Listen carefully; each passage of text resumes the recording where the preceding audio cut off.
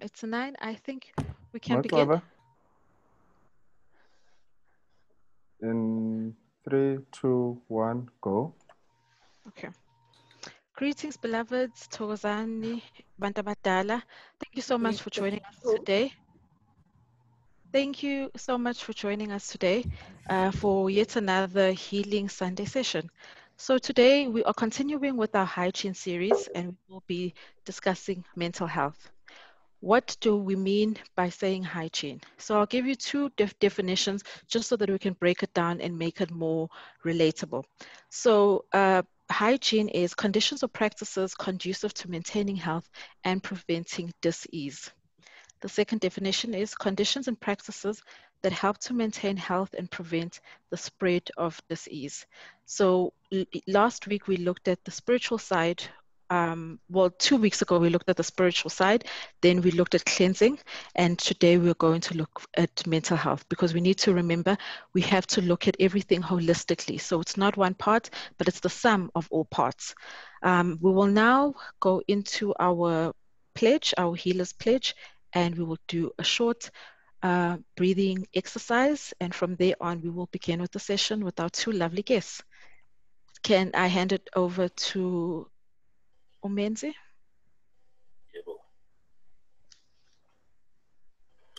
Greetings, healers and lovers of nature, Belaphi. Igama Menzi Maseko, and we'd like to do the healer's pledge. And with the healer's pledge, we would like you to repeat after me, because it's a pledge that we make to ourselves and unto nature, so that everything that we do is ethical and is imbued with the right kind of spirit. So this is the healer's pledge. Singabelaphi. We are healers. Singabelaphi. We are healers. We owe our gifts to nature, our ancestors, and our creators. We owe our gifts to nature, our ancestors, and our creators. We live by the principles of Ma'at, Ubuntu. We live by the principles of Ma'at, Ubuntu. We will approach each other with respect, honesty, and compassion. We will approach each other with respect, honesty, and compassion. We will offer our advice, prescriptions, and ideas with trust. We'll offer our advice, prescriptions, and ideas with trust. We will neither insult, dishonor, nor abuse one another. We will neither insult, honor, nor abuse one another. We will share, practice, promote, and raise awareness about natural healing. We will share, practice, promote, raise awareness about natural healing. Healthy lifestyles and well-being. Healthy lifestyles and well-being. We will refrain from posting negative information. We will refrain from posting negative information. We will refrain from posting irrelevant information and falsehoods. We will refrain from posting irrelevant information and falsehoods. Singabelaphi, we are healers. Singabelaphi, we are healers. Our gifts are a gift to humanity and nature. Our gifts are a gift to humanity and nature. We will give back to nature what she has abundantly given us. We will give back to nature what she has abundantly given us.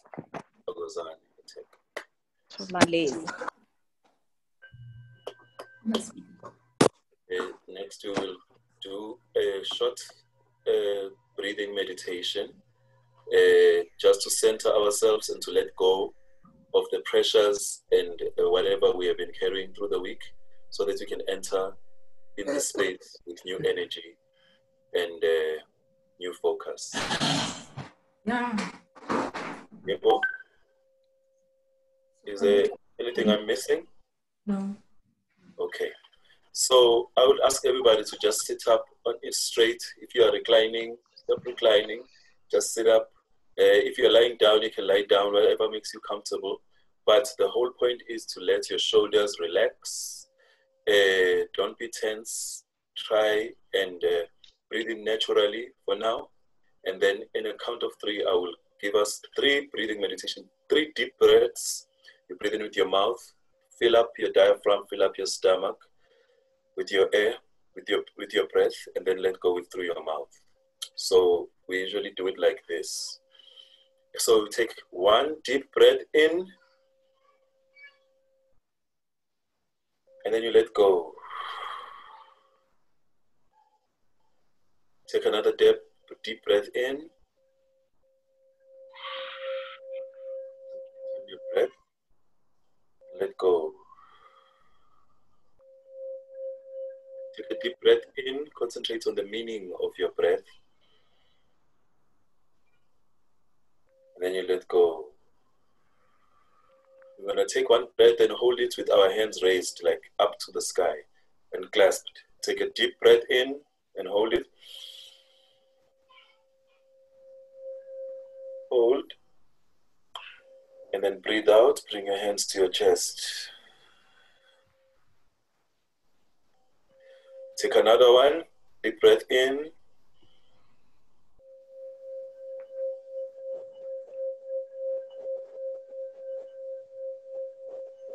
And let go.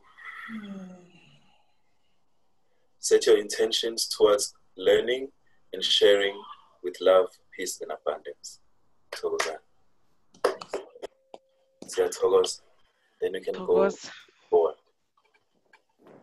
So we shall read our medical disclaimer so that we know that what we are sharing here is information. It's not prescriptions, but it's recommendations that we as healers find common amongst ourselves, but at the same time, we are learning and adding new learning. And the information can be used, but it does not constitute medical advice. So information is for educational and informational purposes only, and may not be construed as medical advice. The information is not intended to replace medical advice or treatment offered by healthcare professionals.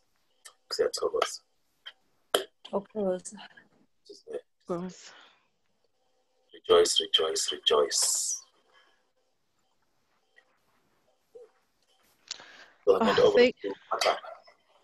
Great. Thank you so much, Menzi. That was a beautiful breathing exercise.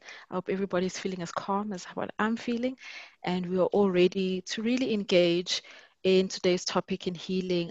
Please share your questions, your comments on the chat, be it Facebook or the Zoom, and both of our guests there will be a chance where they'll be going through questions and comments. So just keep on engaging. If anything pops up, put it into the chat and we will address that.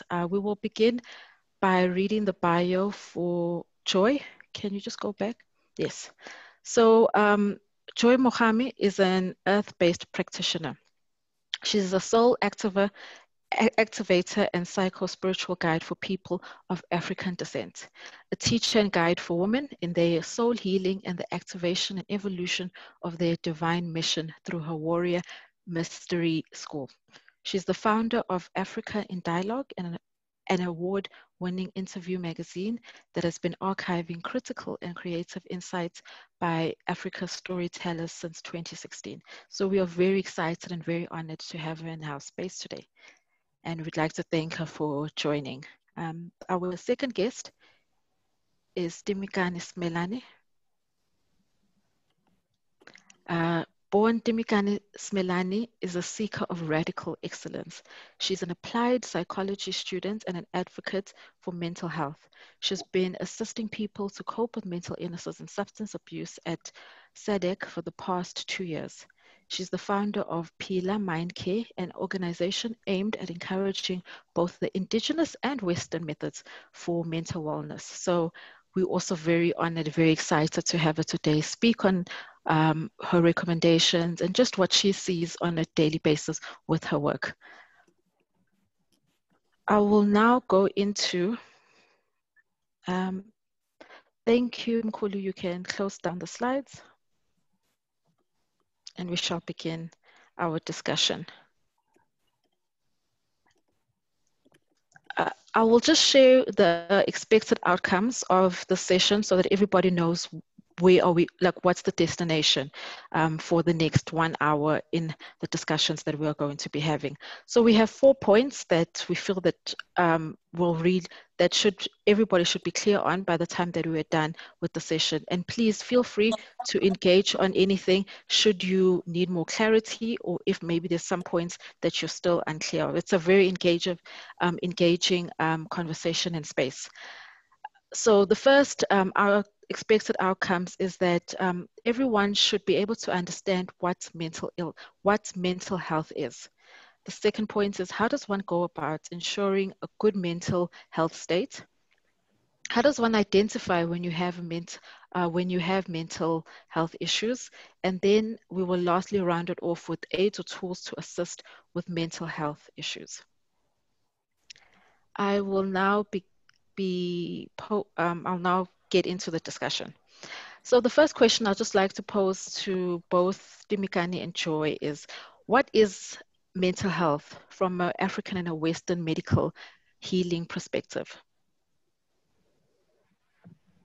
Well, mental health refers to one's cognitive, behavioral, and just one's well-being and being able to cope, to balance out and deal with life stresses. So mental health involves that your emotional wellness, being able to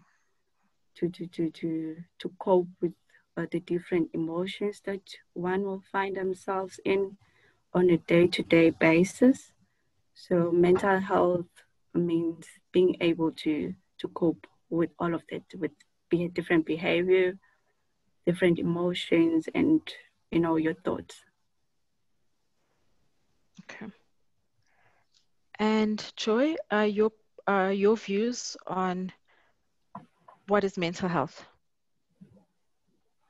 I agree with Timikani on what she just shared on what mental health is. It is about the mental body, which is made up of our thoughts, our belief systems, our responses to the experiences that are happening or the events that are happening to us. And so when we speak about mental health, we're speaking about a sense of balance, harmony, well-being with all these things, with your thoughts, your beliefs, and your responses to the events that are happening, either in the moment or that have happened in the recent or in the past, really. So it's really about our responses and harmony. Yeah. Yes, and the balance, because I noted that it's also really about one being balanced in their minds and their reaction and their responses. So I just wanted to find out what do you find is the vast difference in the way that African people and the Western world have been approaching mental health, in particularly depression?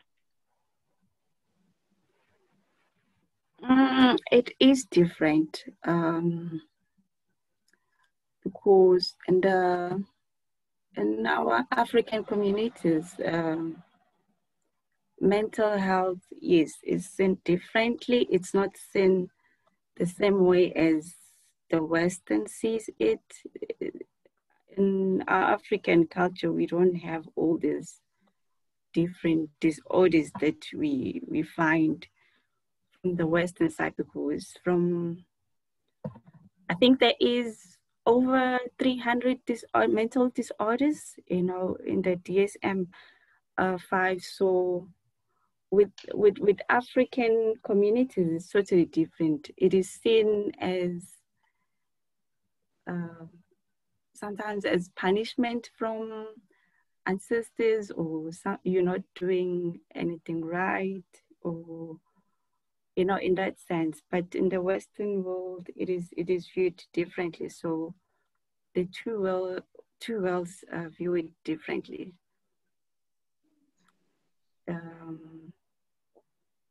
yeah, so it is important that as a mental health practitioner, when you come across a person who says they're depressed or who are presenting a mental health issue, it is important for you to check their background, you know, to check their beliefs, you know, to check the community that they come from, so that you then understand, you know, the nature of their problem.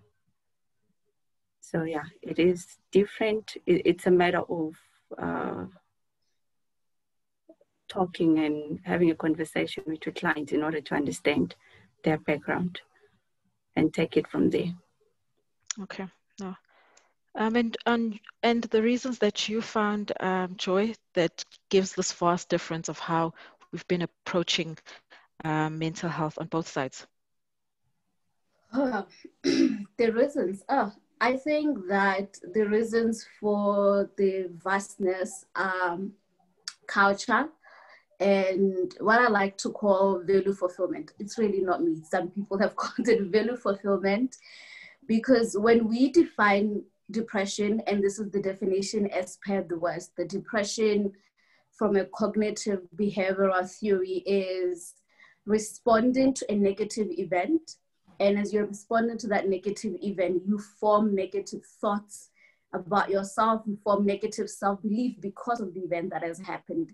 And then that negative belief can create a state where you feel like there is no point, or there is no need for you to continue with life. Like life seems pointless to you. So depression is our relationship with our past, our history, and how we're responding to it, right? I don't think that depression has not existed in Africa. It has always been there. The difference is, one, that in my work as an archiver is that we didn't document this, right? And so when something is not documented, it's always perceived as if it hasn't happened, or it's an unknown, or yes. But depression is, every human being goes through negative events, negative experiences of trauma, of grief, of loss. And it's very natural to respond negatively to that, adjusting to the event. And this can appear as denial, as anger, as sadness, and so on. It's embedded in every human being in the world. So it has nothing to do with being a particular race or from coming from a particular place. However, how we engage with this experience is governed by the places we come from, how we, as a culture, as a people, we look at negative experiences. And when we think about Africa and we think about the past, we have been governed by the principle of Ubuntu, of community, of connection, and so on. So the individual is not really highlighted in our community. We focus more on the well-being of the family, right? The well-being of the village. That is what we engage on more about. But it doesn't mean that individual experiences have not been happening all along. They've always been happening. It is just that priority, when you think about, like, when we go home in our families, it's always about what is affecting all of us, not what is affecting you individually, right? So the differences is, in Africa, our value is community. Our value is ensuring that the whole the whole family is well before we can focus on the individual. And so when someone is going through an experience and they are struggling to adjust to that negative event, we wouldn't really prioritize on time to get them to be well as much as if it has happened to the whole family. But yeah, it's more of a value thing and a lack of us having documented these experiences. No, yeah, and as Joy is saying, one's mental health can be influenced by different factors, you know, varying from genetics, you know, if there's a family history, environmental factors, you know, the traumas that we find ourselves in socially, you know, things like that. They can, and it is also said, you know, chemical imbalance, though there's still inconclusive research on that. But yes, there's a lot of factors that affect mental health. But within our African communities, yes, one is not looked at as an individual. One is looked at as a whole, you know, inclusive of everyone else, family history, you know. So yeah, it is tricky, but with talking and doing research on the individual that you're dealing with, you are then able to pinpoint, you know, where the problem is coming from. No, that thank you so much for that really in-depth description. And I think it also talks to a lot of ways that families are very dismissive when they have a family member who is coming out to them and saying, you know, I'm struggling and I think I have depression, or I think I have anxiety, or, you know, bipolar, whatever it might be. And you'll find that the family is very dismissive and saying, hi, lapha like a kaya, like asinayo leyo nto, you know, and then you just have to kind of cope and find your own way of doing it. And that's why you find that people are secretly really in pain, but they don't have a platform or any support to talk about it. So thank you so much for highlighting how the difference has been in terms of community and the collective feeling that we've had versus actually the individual pain. So based on that, I just wanted to just touch on then, what is the effect then on trauma? What is the effects of trauma on one's mental health?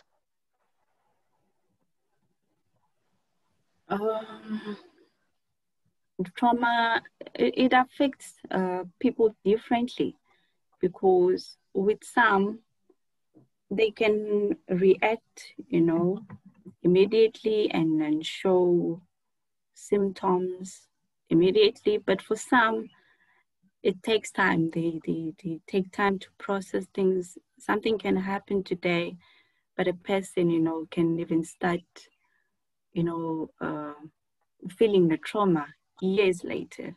You know, you come across a person saying, you know, I grew up in an abusive home, and this person is now in their 30s, 40s. They have their own home, but you know what happened in their childhood is then coming back to them in you know, in their old age. You know, that also it is dependent on the, what do you call it, the things that trigger the triggers. You know, you find that something can happen, and for some time I will not have anything that to remind me of that event, but later on suddenly something, you know, happens and it triggers the whole thing as if it's a new experience. So it differs with people. You know, we deal with trauma differently. Well, trauma is such a big thing in the healing community, because I think that we need to define what trauma is. And trauma is essentially encountering an event outside you, and it could actually also be within you. And that event creates a negative experience for you, or it creates a negative response. And these responses include fear, include a sense of feeling. The two core wounds that most of us we feel are the core wound of abandonment, and abandonment can manifest in many ways, and the other core wound of not belonging, not feeling like you belong to something, right? And these underneath all these two core wounds, there is so much that happens for all of us, and it can manifest in different ways. But I think that sometimes when we speak about trauma, people only think about big events that have happened to us, like a violent experience. But I think that we are constantly actually encountering trauma. We are all right now encountering a traumatic event as a collective with 2020, right? We are having to adjust to this negative event that has restricted our movements, have really shifted how we do life, right? And the impact of 2020, some people are already feeling it, and some people will later feel the impact, as I think Danny has already shared, that it's different per person and it's situational. But trauma in general is not always about the big things. And the thing that I find about trauma is its ability to shift our thoughts about ourselves and the world, and our beliefs about ourselves and the world. And that shift can happen within you unconsciously without your awareness. And then you move in the world with these new beliefs that are limiting beliefs, that are fear-based, that are, when you think about them from a self perspective, they're attacking the self. It's when you start to believe, I'm not worthy of this particular thing, I'm not deserving of this particular thing. And the thing is, you might not even know that this is happening to you. And so for me, I do think that trauma, each time you encounter trauma, it will shift you, whether you're aware of it or not. And the triggers that do come later, I think that they were always there. It's just that you learned to manage them and to adjust to them. And they became part of your new world that you create because of the trauma. But then it can become, the more you continue with that new world, which is a distorted world, it will eventually come to a point where it will all collapse. And this is when people have what we call a psychotic or a nervous breakdown, right? But it has been piling up. It has always been there. The response has always been within you. And so I think particularly in Africa, we need to talk about trauma. We need to talk about how our past, our history have been traumatic to our psyche, and we're still influenced and affected by these experiences. And they might be subtle, but we need to realize we adjusted to them, but it doesn't mean it's healthy. It has never been healthy. And another thing with trauma is that you don't necessarily have to experience it you yourself. You can see it happening to someone else, which is why, media it plays such a big role in our mental health, because the things that we see, through media also can traumatize us in a big way. So, yeah, it is tricky in that manner. Okay. And I think when you touch on media, can you just break that down in what is the impact of media and social media on your mental health? I mean, as an example, we all saw the images of, like, we're seeing images when we open up our phones of violence, of people getting beaten till they're dead, till their death. And there's just so much violence that we are witnessing just from your phone, along with other things. So how does that affect you on a mental health aspect? It affects it in a big way, because there's so much anxiety, in our society. People are so anxious, and mostly it's true, things that they see on social media. It creates so much anxiety. It affects people a lot, which is why we try and advise people, to be selective of what they expose themselves to, because yes, if seeing, violent images like that, it can make one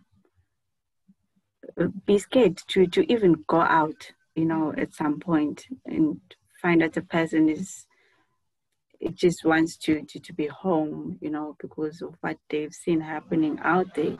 even though it's not happening in their neighborhood or it's not happening to them, but because they've seen it, it creates so much anxiety. Even during these COVID times, you know, from hearing the stats and that now certain people have died, even though you're seeing people recovering, but because you're hearing of all these deaths, somehow it creates this fear within you, and it stresses you, you know, to a point where you just end up being depressed, you know, by this whole thing. So it affects one's mental health in a big way. Joy, I'd like you to just give us more. There's something that I really picked up when you did your breakdown about trauma, where you said we have been coping, but it's not a healthy way. Does that also talk to being in survivor mode? And what are the long-term effects of being in survivor mode for one's mental health?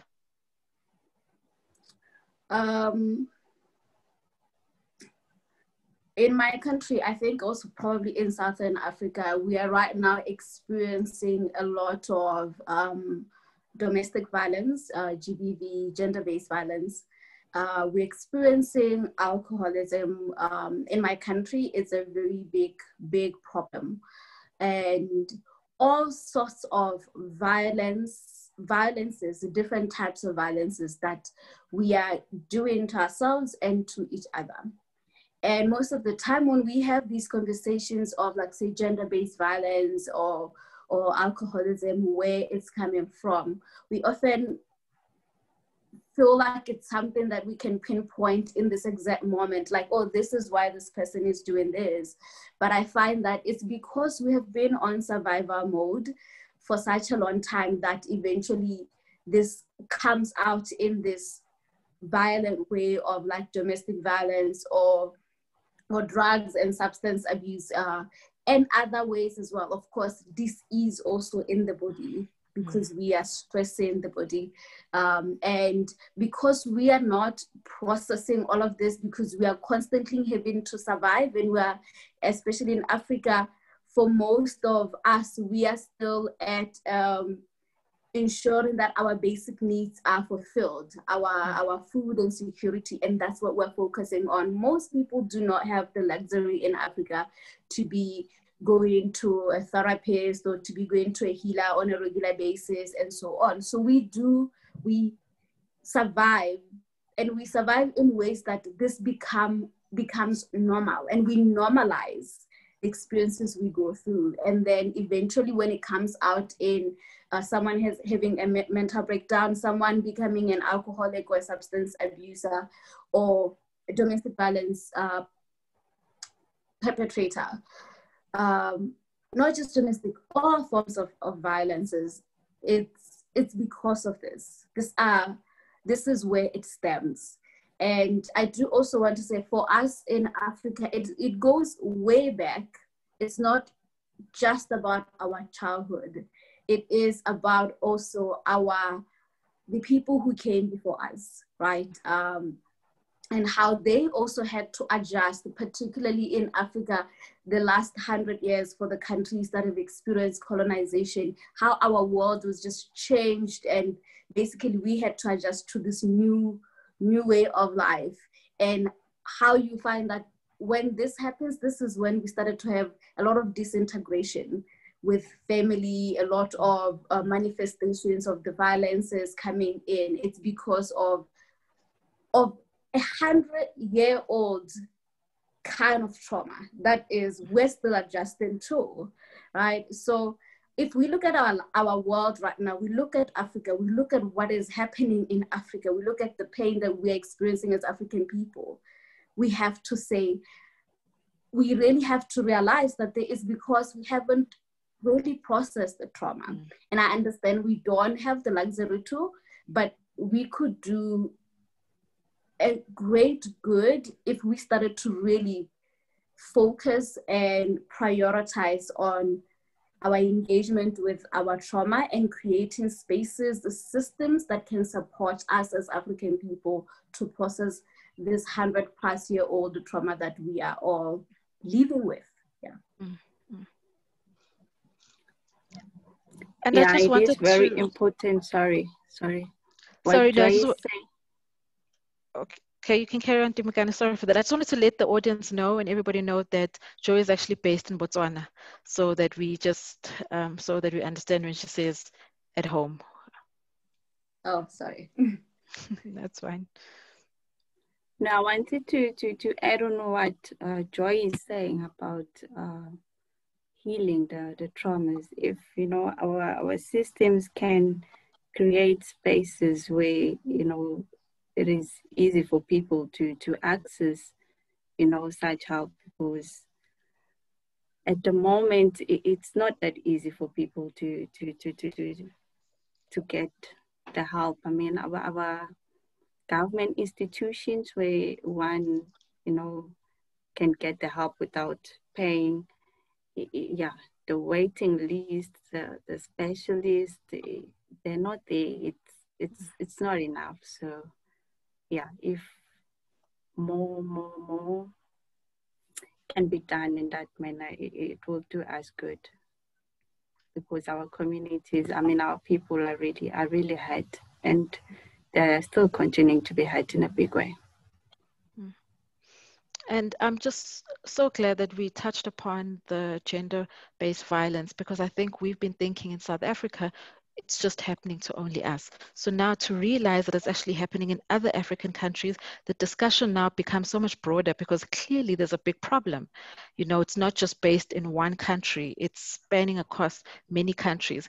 So so yes, we can look at it from a generational trauma, but is there also any evidence to the assertion that Black men are reacting aggressively or negatively to the social economic pressures that they find themselves in?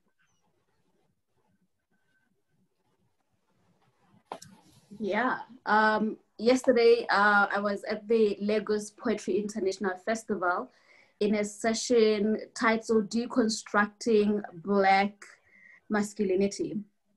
It was held by different men from different parts of Africa and the world, and they were just sharing about what Black masculinity does to them. And I found it interesting because they spoke about how there is this pressure to perform masculinity, to perform being a man, and how this is programmed within men from a young age, that you have to be this type of person. Like, you have to be strong, you have to provide for the family, you have to be in this way. And most of the time, Black masculinity in particular, it's almost as if it's devoid of emotions. Like, we're expecting our men to not feel things and to not feel the pressure, right? And so you find that a lot of Black men are experiencing a lot of pressure. They're really struggling emotionally, and that's because from a very young age they have already created a negative belief about what a wholesome man is supposed to be like, and they want to perform that because everyone wants to be, loved and welcomed in the community, and so you will try to perform that. But the pressure of that, like we've been saying, they pile up, right? And men find ways to deal with that, and sometimes it can be substance abuse, it could be extra, what is it called, multiple partnerships, and eventually, when it's not really processed, it can become a violent domestic violent experience that they create, right? Because they are struggling to perform and fulfill this idea of what a man is and how a man is supposed to be. So this is another aspect that we need to be looking into when we're talking about domestic violence, as like, what is the origin of it though? Yeah. Very true. Yes, there are so many factors, that influence the gender-based violence. As Joy is saying, it can be a lot of things, you know, for a person to even end up abusing substances. It stems from somewhere. And, you know, when a person comes to you as a mental health professional and says, I'm feeling depressed, you know, I am unemployed, I have a family to support, you know, I don't know what to do, I've been looking for work, you know, my wife says this and that about me because I am not working, what do I do?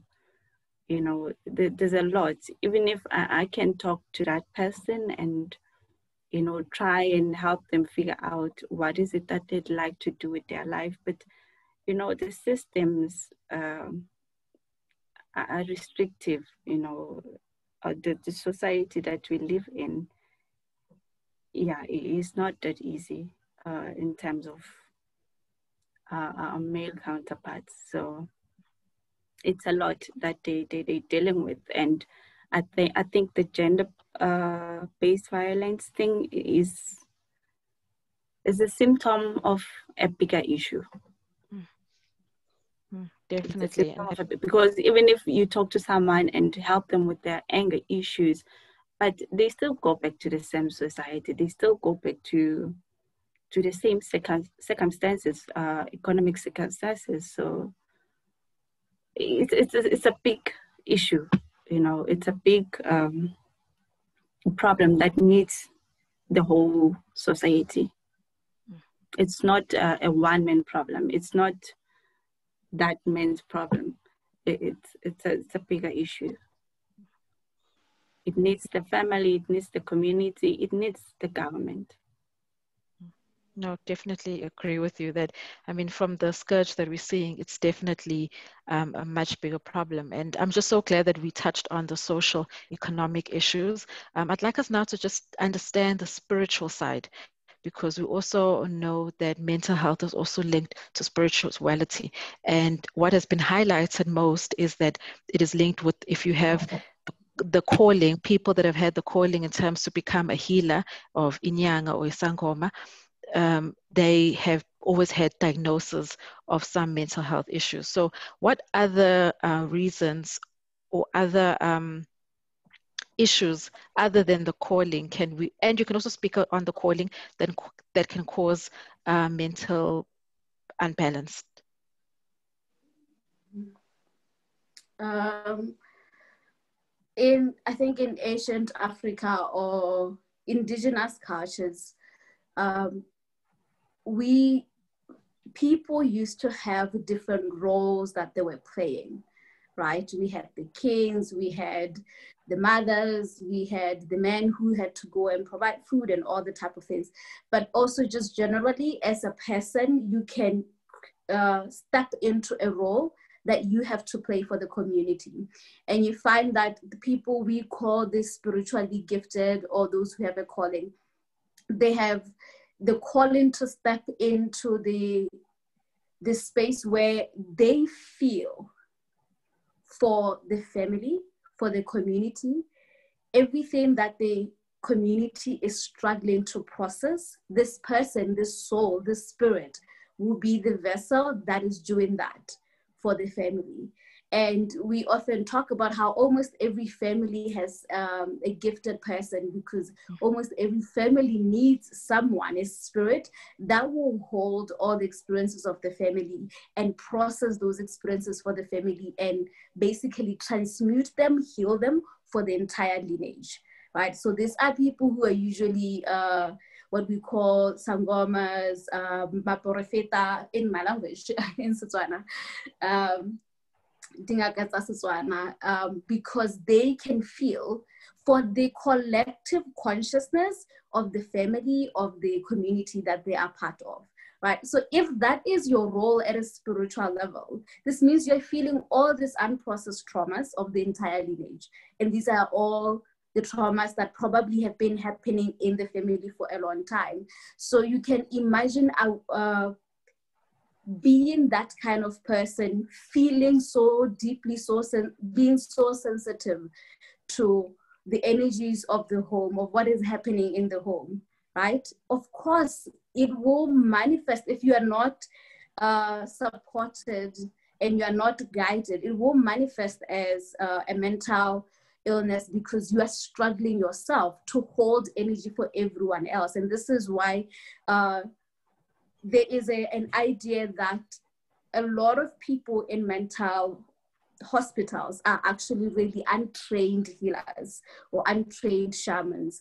There's a bit of truth to that. I had an experience when I was doing my internship in psychology, and we went to a mental hospital, and I found it interesting that pretty much we experienced all forms of mental illnesses at the hospital, and pretty much every one of them with their many different diagnoses. Each time they will speak about God, they will speak about, and any manifestation often has this God spirit thing to it. And I thought this is interesting because they are essentially, like, their issues are at a very spiritual level, or they're at a very core level of us being here humans, but who are also really spirit beings who are having a human experience, right? So I actually forgot what the question was. Now I'm like, oh my God, what is the point? Yeah, I forgot the question. Remind me again.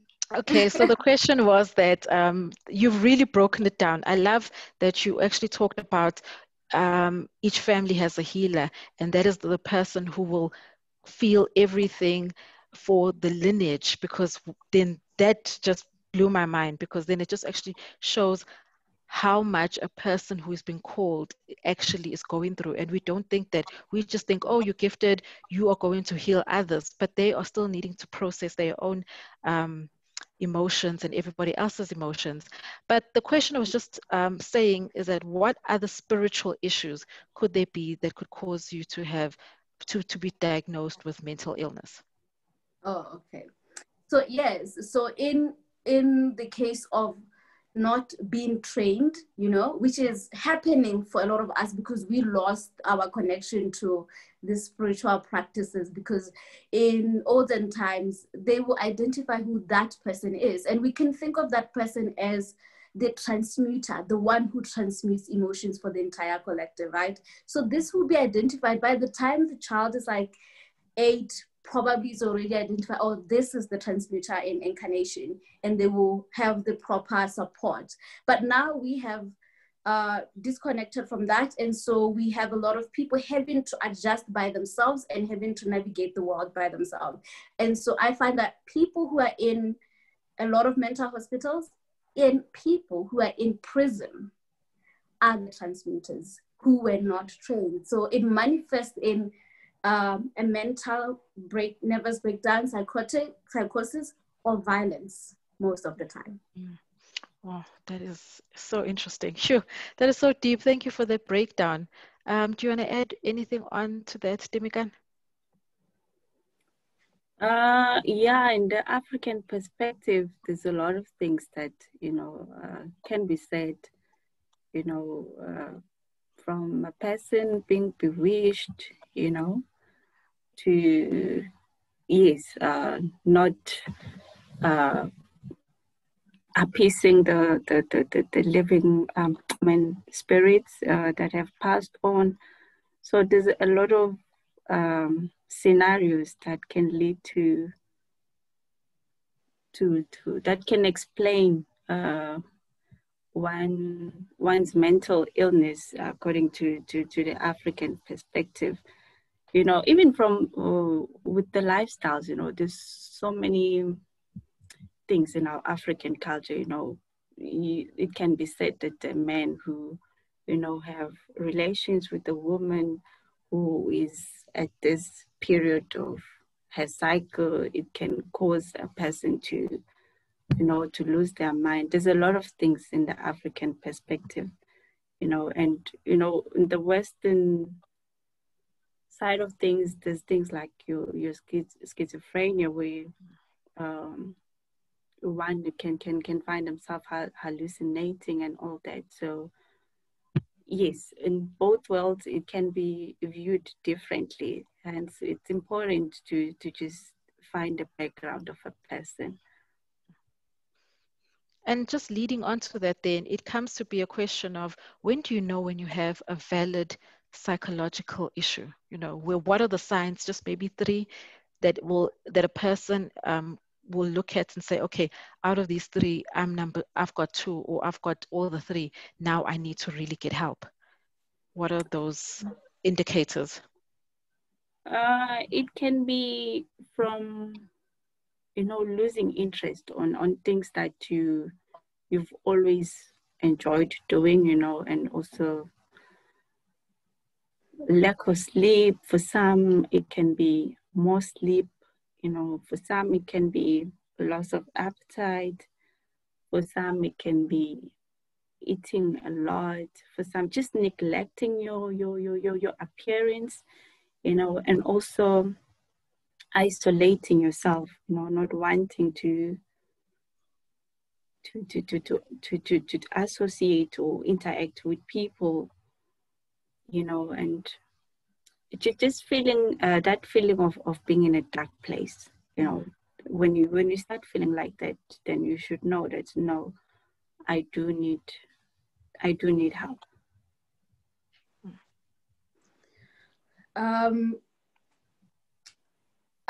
It's important to also be aware that what we will call depressive symptoms are also symptoms that you can experience, that you will experience after a traumatic event. So after you have went through a loss, that could either be a death of a loved one, or a relationship, or a work, or that the socio-economic things we're speaking about, that the normal response would be everything that Timothy has just shared, which would be like losing a sense of interest in life and all these other emotions that Timothy said. It's you responding to that event. And it's okay actually to respond like that, because you are adjusting to this new world that just that you have been thrown into, right? So we do have in psychology like acute symptoms when you are feeling this, and it's because something just happened like 2 months ago or 3 months ago, or how now all of us, most of us right now, are moving through these emotions because of 2020, right? So it is a normal response to a negative event. It becomes when it's time to reach out for support, it's when it's perpetual for a longer period of time, right? When it's entering the major depressive states, for example, or you are actually responding, you are having mania, it's very erratic for you. This is when it's important to reach out to a practitioner. If you are having suicidal thoughts on a daily basis, time to reach out for support. If you are everything that Tim has been saying, this has been happening for more than 3 months with no shift within you, then probably time to reach out to a practitioner, right? So it's about the time, and also realize, but I just recently got out of a relationship. This is normal, I'm adjusting. And so there's a level where you are able to cope, and you will be able to move through that, because we're very resilient as human beings. But it is when it moves from 3 months to 2 years, now we're talking about a chronic problem at that point, where you're feeling everything that Nkani has just said. And also depending on what the trauma is, right? For most people, great violence and loss of a loved one, these are probably, just from the get-go, you could get help. Okay. No, thank you so much. And also it is important to for people to note that stress is normal. Stress happens. We get stressed. So the most important thing is for it not to go for longer periods. But being stressed because as Joy says, because I've broken up with someone that I loved. But if it goes on for more than a month, 2 months, you not wanting to get back to the normal things that you normally do, then it's a problem. But being stressed because, okay, my finances are not coming together, or, I'm not too sure what is it that I want to do with my life at this point, that's okay. But, if it goes for longer periods, like more than a month, and you don't want to go out, you don't want to take a bath, you don't want to be seeing your friends now, then it's a problem. But being stressed now and then, it's okay. Okay. No, thank you for that distinction. I'd like to now open up the platform to any questions, any comments. So we will start with our chat. During the conversation, can we go to Ukoko Ritabile? She had her hand up. I think she wants to ask something. Ukoko Ritabile, the floor is now yours. You can ask your question. Thank you, Gogo. Thank you to the two ladies. I'd just like to, I guess, reiterate and add on to what they have mentioned. As a person who has experienced a bit of mental health issues, it is true that our upbringing and our societal experiences also exacerbates the mental health issue that is rising in our societies, because look, an event happens, something happens which causes distress. Following that, you have a thought about what has happened. Following after that, there will be a feeling resulting from that thought, depending on how strong that feeling is and how much control a person has over that feeling, which is not necessarily easy, but that feeling will then give rise to an urge to do something. Now, before that urge comes, those who are able to deal with the urge and say, you know what, this is normal boyfriend, girlfriend issues, I can move on. I failed a subject at varsity, I can go back and redo this. Let me just restart and start from a clean slate and balance myself back. Now, those who cannot control the urge then gives rise to a behavior. And that's where we talk about situations such as gender-based violence. And I loved what Joy said about most people in mental hospitals and for me, quite critically and profoundly, in prisons. Those people are the ones who you might find a majority of them having spiritual inclinations, spiritual gifts that are lying dormant, that are not being able to be dealt with because of our upbringing that does not always equip us with skills that says, when an event has happened and a thought comes to your mind and a strong feeling comes, take a pause and relax and think about it. And knowing that we have states of minds that we go into when these things happen. Do I go into my emotional mind? Do I go into my rational mind? Do I go into my wise mind to attempt to resolve this in my head, in my mind?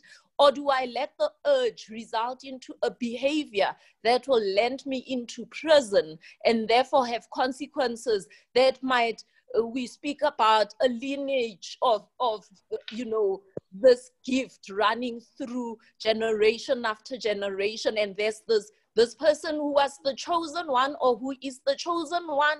Unfortunately, they're lying now in prison for 25 years because they can't do a thing about it. So my take on this is to just say, especially as a woman raising two boys, I do my best to try to observe and have conversations with my boys about these type of things and the cyclical process of event to the consequences before things get out of hand. Thank you so much, ladies. You have given us insightful information, and I'm excited about this topic. Thank you. Thank you so much. Do we have any other questions? Are there any questions on the Facebook page or comments?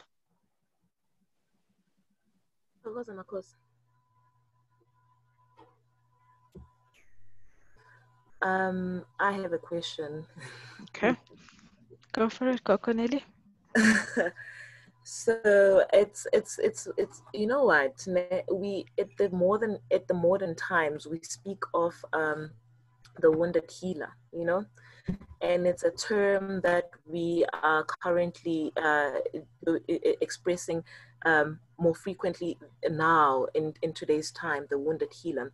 But based on the teachings that I've had from my elders is that when you are sick, you can't heal anybody. When you like, it's not advisable for anybody to be doing any healing work when you are when you are not well, because you might be transferring some of those energies to your patients, you know. And for me, you know, being called, as we Joy has just expressed, it's a traumatic experience, and we go through so much mental health issues, diseases at some point, you know. How do we then as a community make sure that like we don't experience the wounded healer, you know, because those are traumas being transferred, and that may perpetuate it to being something that exists for the generations to come, you know. Over and above uphehlo, it then tells me that there's something that is required beyond that process, you know. And I would just like to get some guidance, you know, in terms of how do we end that cycle of having the wounded healer?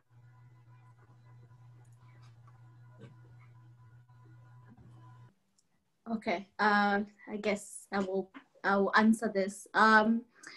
So as humans, we have 4 bodies, right? We have our physical body, we have the spiritual body, we have the emotional body, and the mental body. Right? So today we're talking about the mental body and what's happening there, right? So these 4 bodies, for us to be in harmony and in balance and in a wholesome space, all the 4 bodies have to be in union and they have to be in harmony. So I find that with our practices or our spiritual initiations, there is a focus on the spiritual body as well as the physical body, but not so much on the emotional body and the mental body, as in what is happening to you as someone who's being initiated at a mental level. What are your beliefs about yourself, about the world? What are your thoughts about, what is running in your mind on a daily basis as a human being? And also, this one is so big, it's the one that is the most neglected, is the emotional body, which is how are you feeling? What are the emotions that are being felt within you as a person? And part of the reason why sometimes we are finding that healing is not taking place is because most of the time we can focus on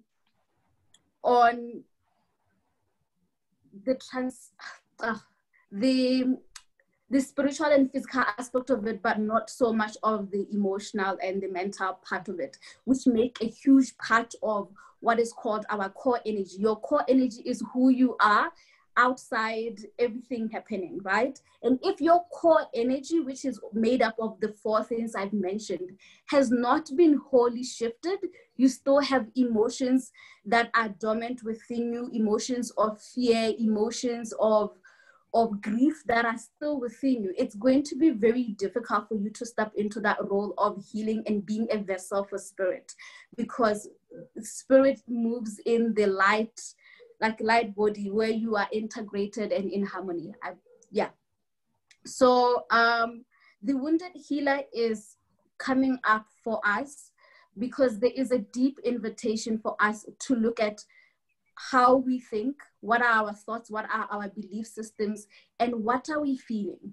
Because as vessels of spirit, we are interpreting what is coming in from higher realms, or based on our personalities, who we are, these belief systems, these thoughts that we have. And so if your own belief systems have not been shifted, it means you're going to transmit and share with people based on that limited perspective, right? Which is harmful for other people, right? If I am a healer and I'm telling people something that is distorted or negative, and I call it, oh, this is my guides, or this is what the ancestors are saying, we can create harm in the world. And it's so important, so vital, that everyone who is going through a spiritual initiation also goes through an emotional initiation of healing the emotional body, also goes through the mental, because you will literally bring all these into your work as a healer. Yeah.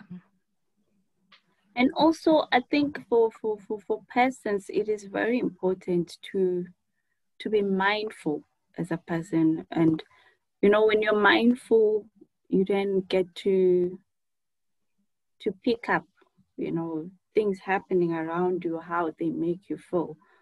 And I think when you initiated to become a healer, or that you do have advisors or people that you can go to for clarity where you don't understand, or people, you know, to guide you through where you don't understand. So it's important to be mindful and take note of how a certain situation or a certain thing makes you feel, so that you are able then to go and seek help. Because as a person, you are not an island. That's why I like the African perspective of things, where, you know, we are seen as a community. So it's important to go and seek help also. You don't have to do things alone. If you're feeling wounded, you know, by something, you know, you need to talk about it and learn from other people's experiences, you know, listen to different perspectives. And from that, I'm sure you will eventually find your healing through interacting and engaging with other people, those who've been through it before you, you know, and those who are observing you. You speak about it, talk to someone, and seek help so that you heal. Thank you so much. We have a question from Facebook. It's from Sbongile Piri. She asks, would you say the same about people dealing with addiction in regards to the transmuter statement that Joy has given us? Yes, I will say the same thing, because for people, most of the time, people who get addicted to either substance abuse, food, sex, any form of addiction that you can form, it's usually because you are struggling to process something emotional for you or something mental for you, a negative event. And so that becomes your way of processing that, right? And in the beginning, it can start off as just a simple way of like, I am going through this particular event and I don't know how to process it. I feel like I need to just get a smoke, or I just need to eat some food, or I just need to call my girlfriend right now to come over, right? And then it becomes your pattern of trauma response, like your response to this traumatic event. It's such that each time there is a trigger, and a trigger doesn't always have to be big. It can be so subtle that you wouldn't notice it, but you find yourself feeling like, I need to smoke, I need to do this, I need to, I can't handle this. And so it's because one of the reasons why the emotional body is often the one most neglected, it's because it's so subtle, the emotional body, and also the emotions have been demonized in our world such that when you feel anger, when you feel grief, when you feel sadness, the first thing to do is repress. Let me shut this down right now. I can't. I am not supposed to do this. And that's when addiction becomes the thing that you use to repress your emotions rather than learning to feel and process and be there with emotions. Yes. Yes, that's true. I mean, the fear of expressing yourself to others leads to such addiction, to find people cutting themselves, you know, in their private spaces because they feel by doing that it releases something instead of, you know, letting other people know, or instead of being judged by people. So yes, the feeling of being judged by our society, yeah, can lead one to be addicted on these kind of things. We have one question on the chat from Unogwanda. Unogwanda Shabangu. She asks, Thokoza Bokoko, I'm curious, is there anyone with an experience they're willing to share on what their forebodies went through when they realized they were being called? I'm particularly interested in anyone whose family does not believe or accept Ubungoma. I don't know if there's anybody on the chat who's willing to share.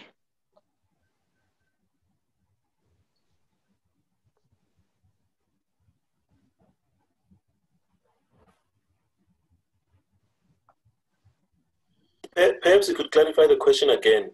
I found it deep. I don't know.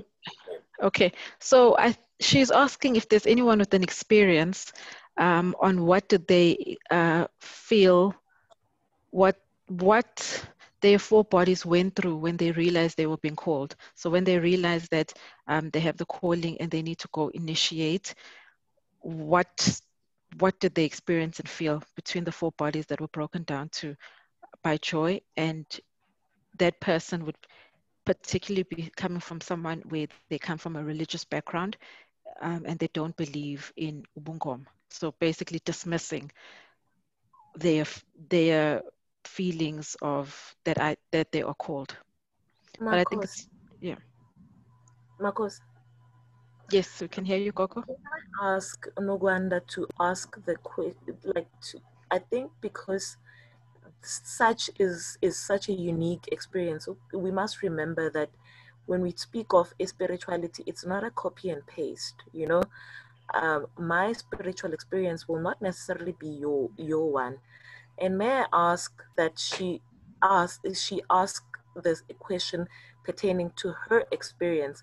What is she feeling right now that she needs to, to be answered? Because it seems so personal, you know. Like she needs to ask pertaining to her, because I can relate my experience right now, but it may not be the same as hers. And then she will then go from here not having gained the necessary knowledge, and she will try and copy and paste from my experience. And we had said this, spirituality is not a copy and paste. No wonder, are you willing to ask your question and just share from your perspective? Is she still on? Would you like to just, okay, I see that you're typing. Do you want to just put on your mic and ask Gogo so we can all share in the space and assist?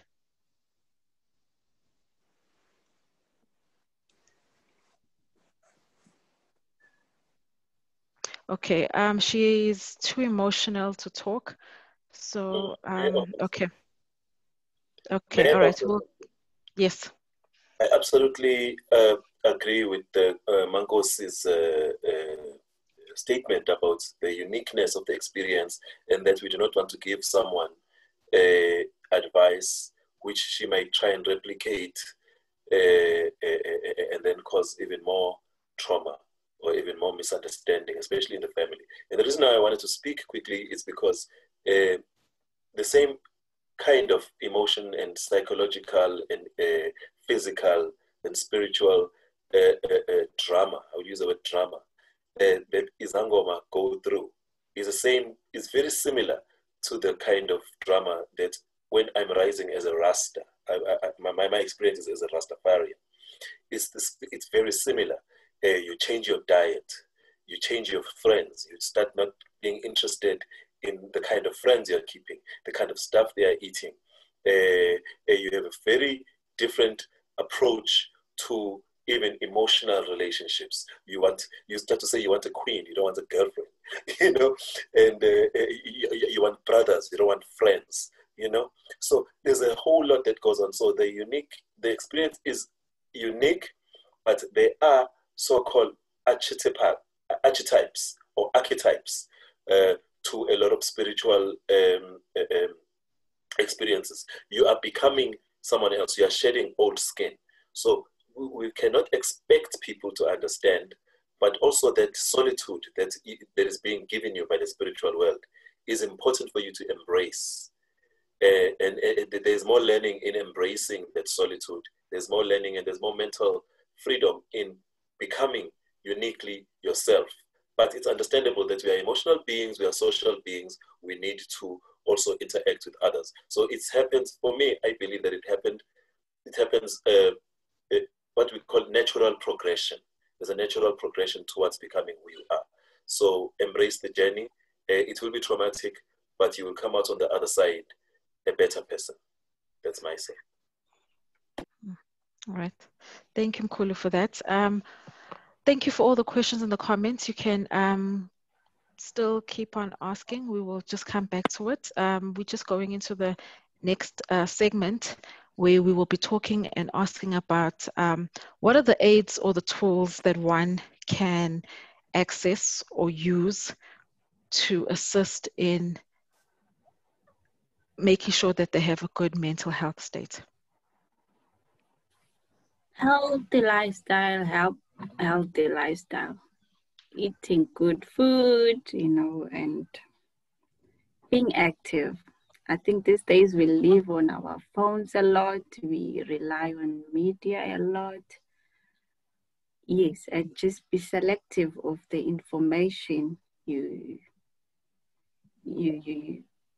feed yourself. So it's a healthy lifestyle. And yes, be active, like with your body, so that your mind also is active and you get to think, you know, and explore all the different things that you'd like to do. So yes, and also, you know, find yourself with people who feed on the person that you want to become. You know, don't be a reactive person, be a seeker, and, you know, have plans for your life so that you don't find yourself overwhelmed and anxious, you know. So yeah, a healthy lifestyle, spiritually, physically, mentally. Yes, adding on to what Mgani has just shared, since we're talking about like the mental self, and the mental self is about your thoughts and the beliefs you have about yourself, that most of the time are limiting and negative towards yourself. It's important to have a practice where you are aware of these thoughts and beliefs that you have made about yourself and the world. And you probably made them because of the traumatic experiences that you had, particularly in childhood. By the time, or by the age of 10 years, we have already formed beliefs about what the world is, and most of the time we form this based on our experiences at home and our early school experiences with other people outside our family. So it's important to look back at that first decade of your life and to see, what do I believe about the world? And you find that for most people, we have this belief that I am not deserving of love, of happiness, of this and this and this. And that can be something you carry with you without you being aware of it, and it shapes your experiences right now. Or I'm not good enough for opportunities, for love, for this. And so it's important to also really look at this. And a practice that is good at doing that is the process of journaling, just writing down as things come up for you, as you are being triggered, as we like to say now. What are the thoughts that immediately come up when you have just started to fight with the loved ones, for example, right? Because those thoughts are what you currently believe to be true about you. And then you can check in if that's expanding you or it's limiting you, making you contract even more, right? We tend to base our beliefs on what other people say about ourselves. And this is so powerful because it can make us not live our lives the way we want to live our lives, because we hold on to what mom and dad says about my life, right? So journaling can help you to figure out these thoughts and beliefs within you. Another process, and this one is powerful for your emotional body, since I spoke about that, it is the process of breath work. And breath work is a very simple thing of when you are feeling triggered with an emotion, instead of automatically going to your food, your smoke, or your partner's, sitting down and just taking a deep breath, the same kind of breath that Maseko started us with earlier, and breathing like that for a good 30 minutes. For most people, what happens in that 30 minutes will change your life. Just that tool, it is actually the most important thing, I think, if we all started with. And this is, of course, outside all the other things that are available for you. But I think that if we learned to feel and know that we are safe to feel, like there is no judgment with the emotions that you have, right? You can let go and release any judgment with the fact that you are feeling sad or angry or whatever it is that you are feeling. And then just be there with yourself and allow the energy to move through you and release that energy. And typically what happens is we become healthier people, and we give ourselves something that society has taken away from us, which is being fully human and also being fully divine, right? So that are the two, those are the two tools I can share that can help us. Okay, thank you so much. Is there anybody on the platform that would like to add anything before we get our closing statements from our guests?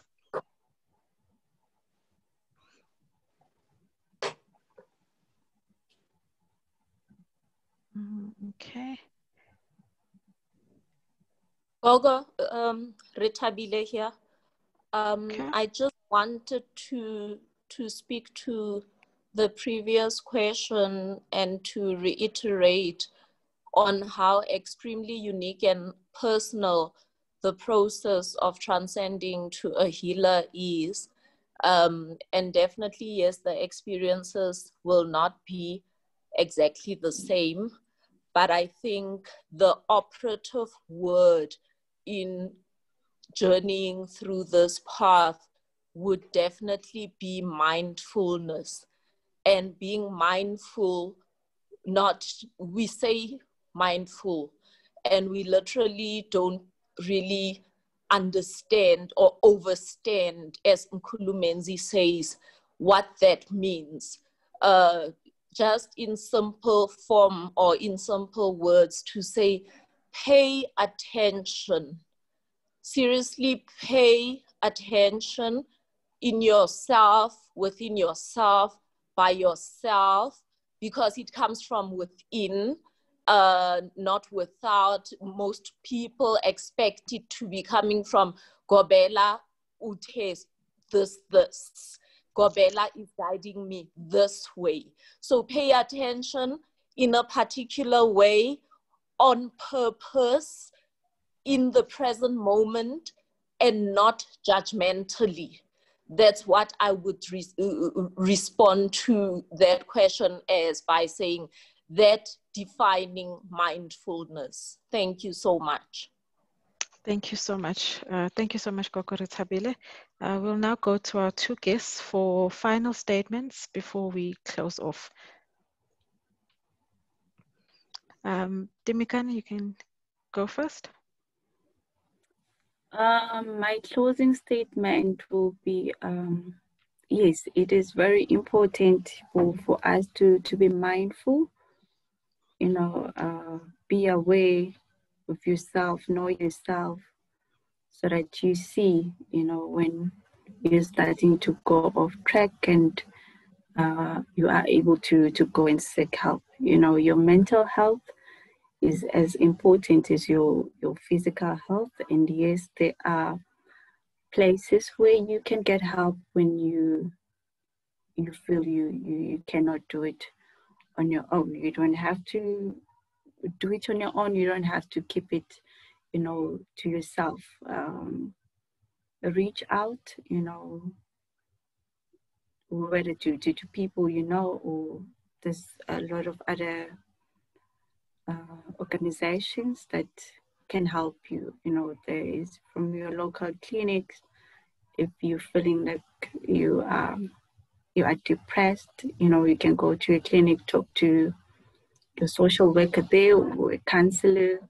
And if you have to be referred to a psychologist or a psychiatrist, they will assist you with that at your local clinic. And for those who have medical aids, you know, you can make an appointment with the psychologist now and then, you know, to assist you. You know, if you have, you consult, you know, a traditional healer, do consult now and then, you know, just to make sure that you are in a good space, you know, mentally. It's okay to seek help. You don't have to go through life alone. Yes. To add on to what Timigani is saying, one, mental well-being is our human right. You have the right to be well, to feel safe in the world, to feel harmony and balance within you.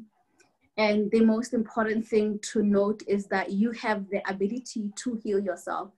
And there are tools that are available for you. And some of these tools, you can do them by yourself, as we have been all sharing today about mindfulness, about contemplation, movement, moving the body, eating healthy, meditation, engaging with your inner self, connecting with also the support that you have, which can be your ancestors, which can be spiritual guides that you believe in that are personal to you, connecting with this energy, this spirit that is within you as well, is very important for you to feel this harmony, balance that we are speaking about today.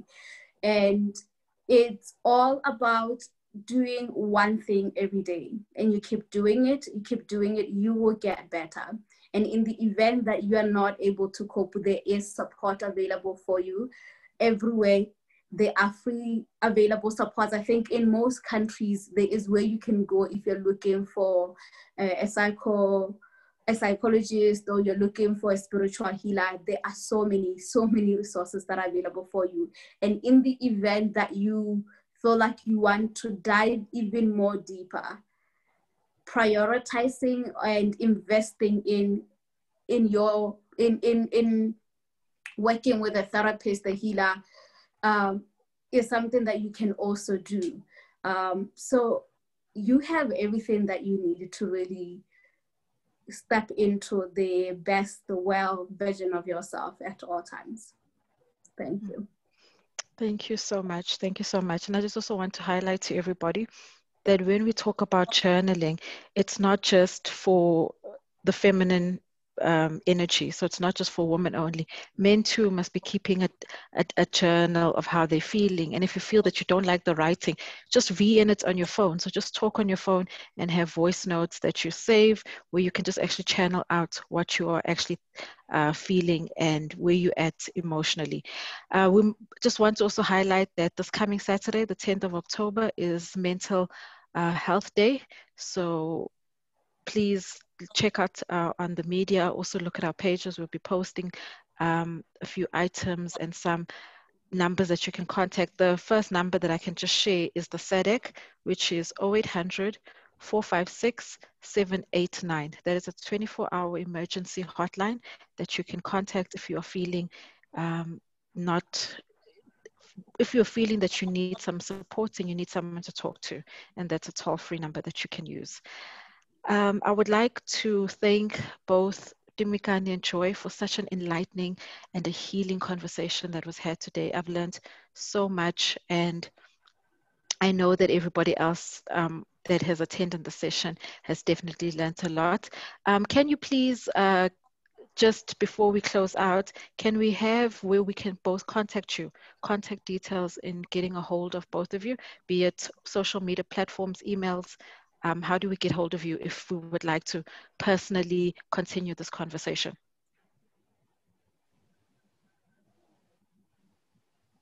Okay.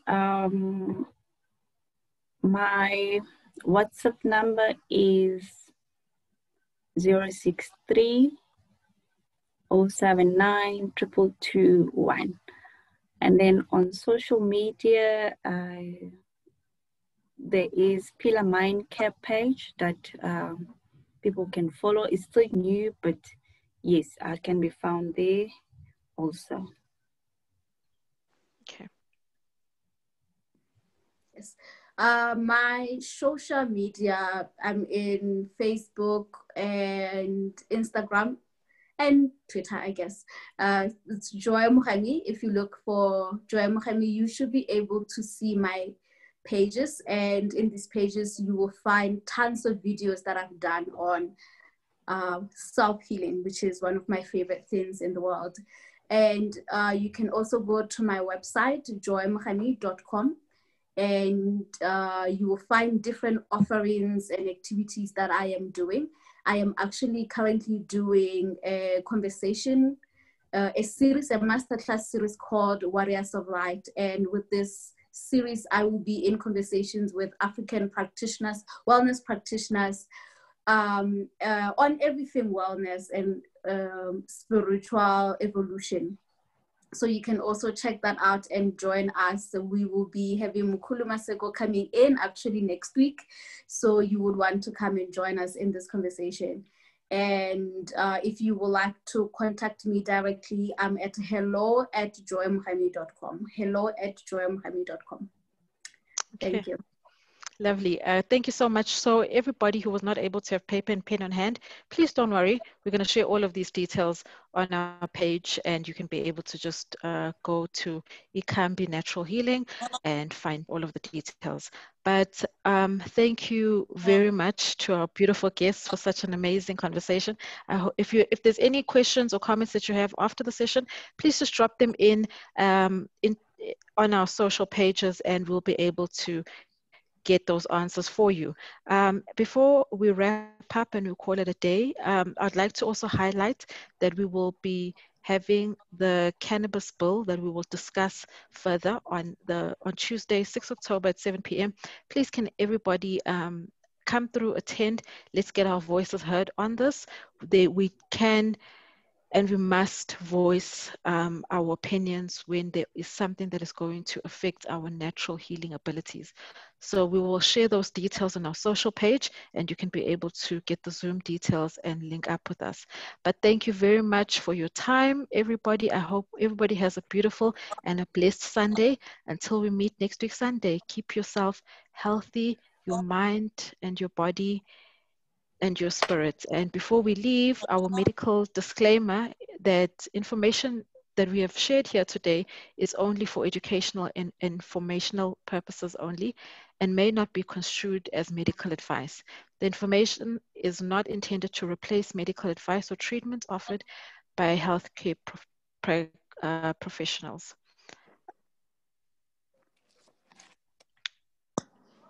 And thank you very much, everybody. Have a beautiful and blessed Sunday until we meet again. Thokozani. Malebu. Malebu Gok.